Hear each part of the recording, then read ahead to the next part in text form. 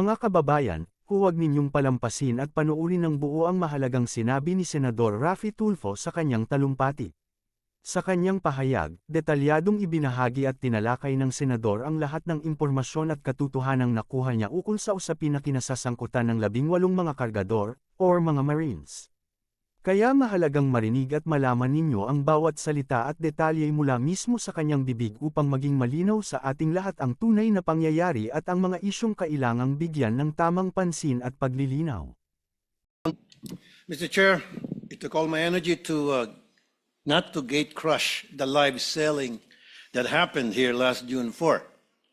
The way it happened, the way it was handled, the statements being made. Gusto ko lang talagang pumunta dito, hindi naman po ako invited doon sa conference nila na yon. I waited for today's hearing to confront the resourceful persons they presented. Let me call on them 18 kargador. Kasi nga po, nagkakarga sila ng mga mali-maletang pera, sabi nga nila.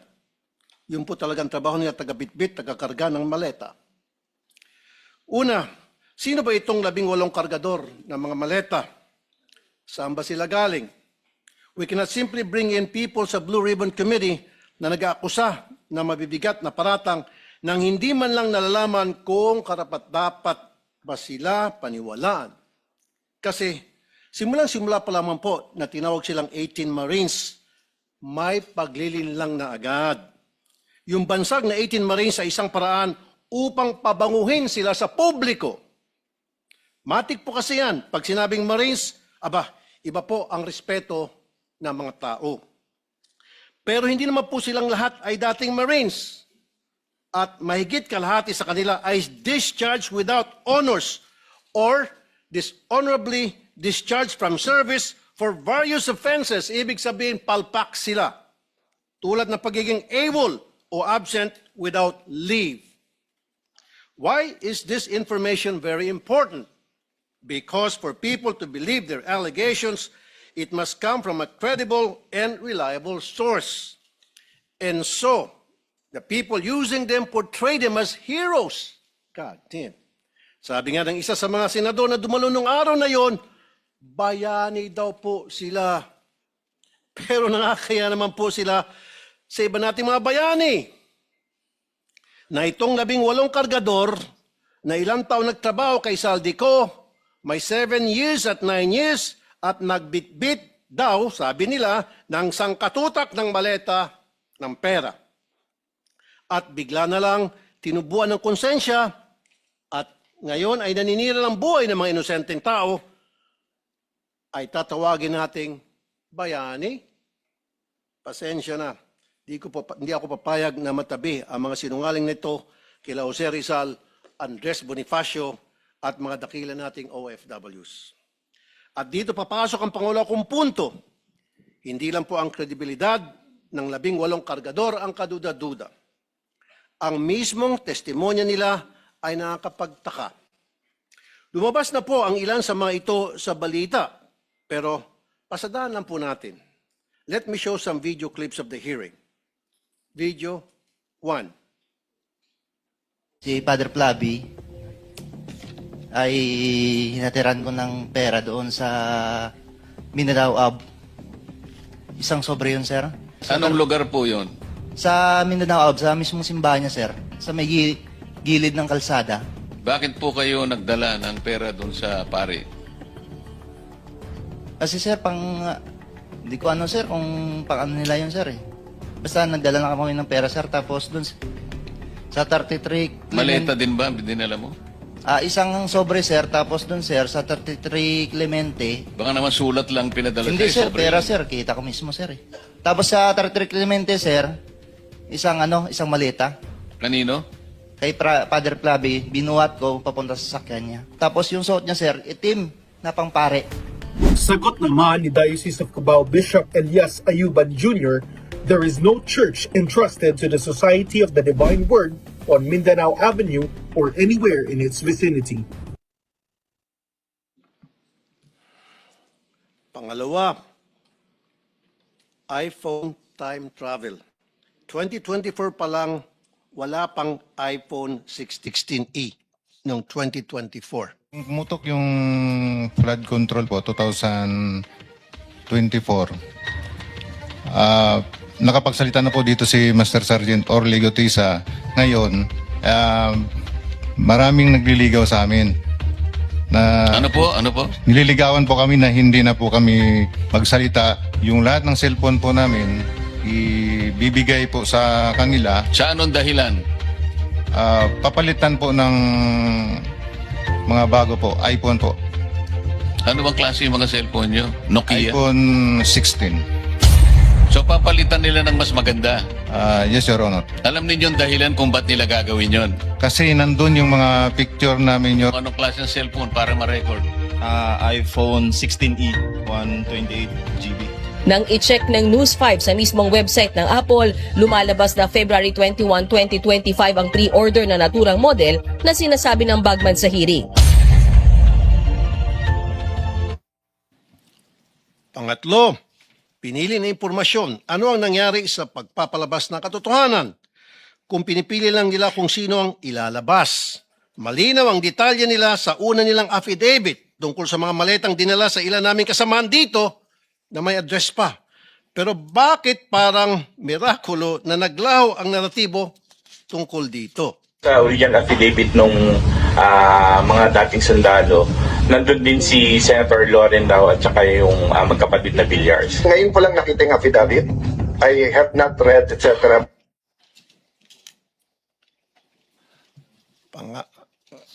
Pangapat, aking pinasilip ang lugar na yon sa Makati. Video 4. Money changing. Nag-advise po si boss, magpapalit kami ng piso to dollar na 2 maleta doon sa Makati po. Bibili kayo ng US dollar. Yes, Your Honor.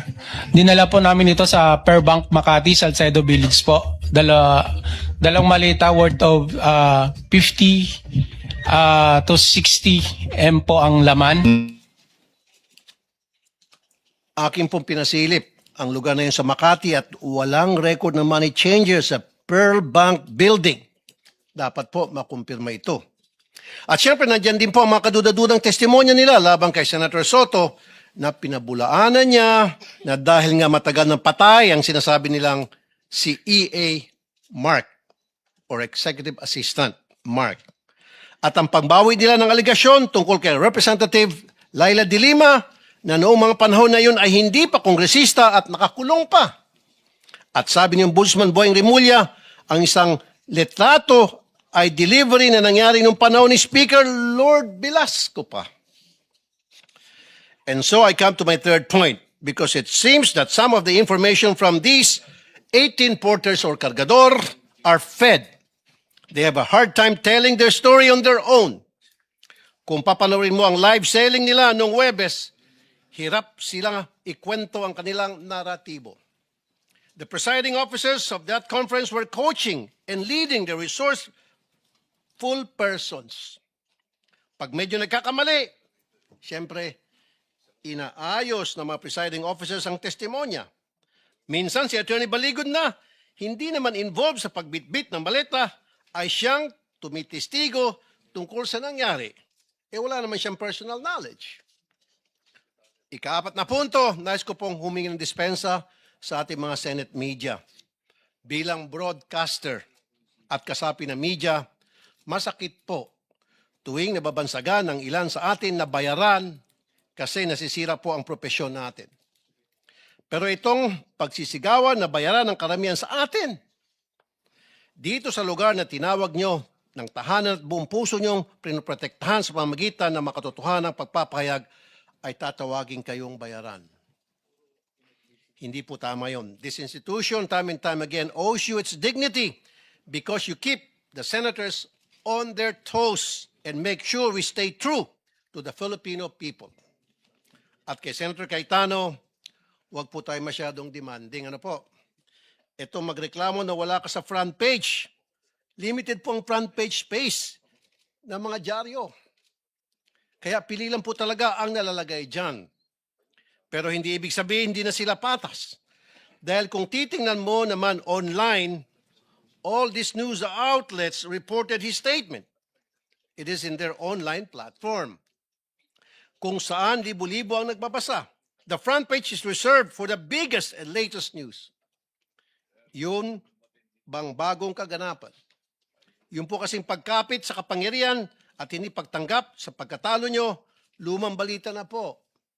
But nevertheless, it was reported upon. I-google nyo po yun. And my fifth point, we have to look into the allegation na nabayaran ng 5 milyon ang 18 kargador. I'm not saying it's true. Iharap po ng NBI itong witness nila na nagsabi noon. Pero ang masasabi ko lang, ginamit lang kayo ng mga malalaking tao para sa mga personal nilang interest sa politika. Kulang yung 5 milyon. Kunwari, inanalayan nila kayo. Pero pagharapin nyo na itong sangkatutak na kaso na isasampa sa inyo, nitong mga siniraan ninyo, tingnan nyo, unti-unti kayong iwan yan. Ngayon pa lang, narinig mo na sila na nagugas kamay sa mga paratang nyo. Dumidistansya sila sa inyo dahan-dahan.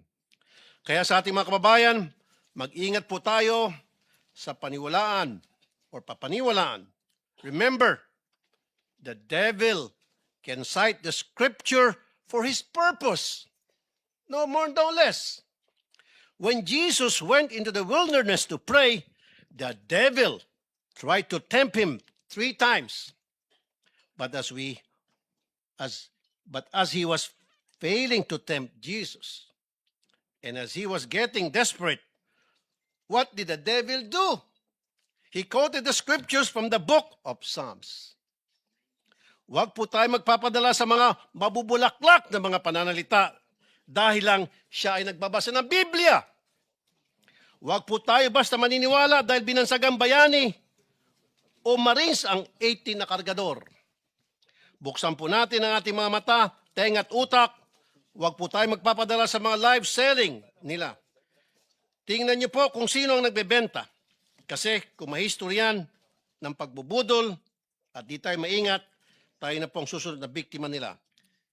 And before I end, I would like to remind my colleagues here in the Senate to please be very careful in calling out some people as bayani, putting them on a pedestal dahil hindi naman talaga totoo. Because that will be a reflection of you. Tatawagin mo ang mga taong umami naman na nag-deliver ng mga kickback kung sino-sino Poncio Pilato. So therefore, matatawag siya ng sindikato. So kung tatawagin mong bayani ang isang sindikato, sindikato ka rin. As simple as that. Maraming salamat, Mr. Chair. Kaya talagang kailangang mayroong sapat na ebidensya bago tayo maniwala sa mga sabi-sabi. Dahil hindi natin alam kung totoo ba ang mga ito o gawa-gawa lamang at paninira sa kapwa. Kaya tungkol sa pahayag na ito ni Senador Raffy Tulfo, kayo na ang humusga at tumimbang ng katotohanan. Iyon lamang mga kababayan, at maraming salamat po sa inyong oras at pakikinig.